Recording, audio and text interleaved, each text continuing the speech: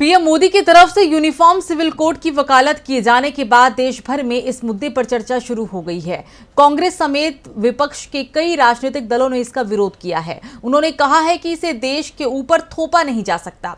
इस मुद्दे पर अब बीजेपी की अगुवाई वाले एनडीए गठबंधन में दरार नजर आ रही है। खासकर पूर्वोत्तर के राज्यों में एनडीए के कुछ सहयोगी दलों ने इसे जनजातियों के खिलाफ बताया है। क्या है पूरी खबर, देखते हैं इस रिपोर्ट में।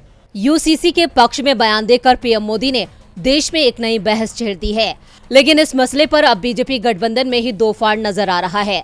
खबरों के मुताबिक पूर्वोत्तर में एनडीए के सहयोगी दलों का कहना है कि यूसीसी की वजह से लोगों की आजादी और उनके अधिकारों पर अंकुश लगेगा।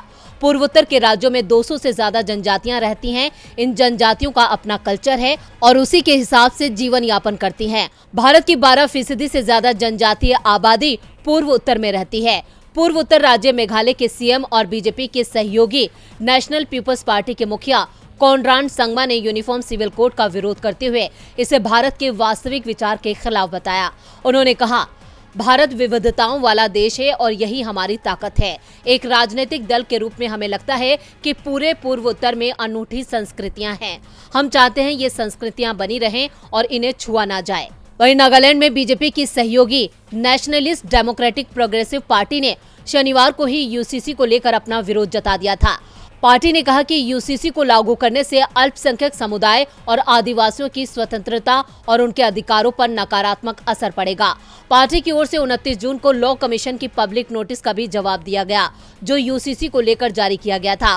पार्टी की तरफ से जारी खत में कहा गया, फ्रीडम हमारे संविधान का बेसिक हिस्सा है और इसके साथ कभी छेड़छाड़ नहीं होनी चाहिए। एनडीपीपी एक विचारधारा वाली पार्टी है जो सभी के अधिकारों और ट्रेडिशन पर विश्वास रखती है। हम यूसीसी के लागू किए जाने के खिलाफ हैं। दरअसल हाल ही में पीएम मोदी ने मध्य प्रदेश की राजधानी भोपाल में एक सभा को संबोधित करते हुए यूनिफॉर्म सिविल कोड का मुद्दा उठाया। पीएम मोदी ने कहा कि कुछ लोग वोट बैंक के चक्कर में इसका विरोध कर रहे हैं।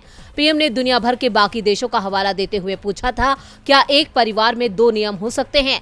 पीएम ने आगे कहा कि देश के कुछ राजनीतिक दल मुसलमान भाइयों और बहनों को भड़का रहे हैं, लेकिन अब तो यूसीसी को लेकर एनडीए में ही दरार पड़ती नजर आ रही है। अब इस पर पीएम मोदी क्या कहेंगे?